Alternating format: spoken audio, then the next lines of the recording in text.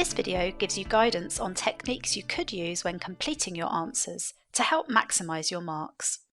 For each requirement, you should revisit the relevant exhibits as you complete your answer, and consider the most appropriate response option that you should use, either the word processor or the spreadsheet. You should use the spreadsheet functionality for all calculations in the exam.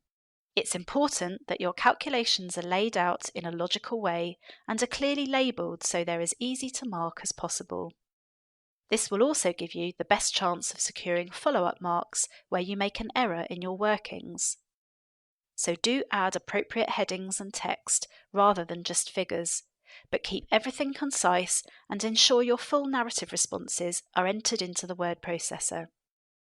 It's vital that you reference your calculations in your main reports, and clearly labelling your spreadsheet will enable you to do this effectively. Now we'll move on to how to complete your written answers. Most important of all is using subheadings within your answer. These subheadings should, as a minimum, reflect the individual core requirements that you've already identified. Subheadings will also help you organise, structure and prioritise your points, and the use of paragraphs will help space out your written answers effectively. Keep your formatting simple. Bold for titles is enough. You don't need to add underlining or italics. All of this helps the marker understand the points you're making and increases the chances of you gaining marks. In the strategic profession exams, while you are of course creating professional answers, you shouldn't waste excessive time on spelling and grammar checks. And note, there is no autocorrect or spell check available in the exam environment.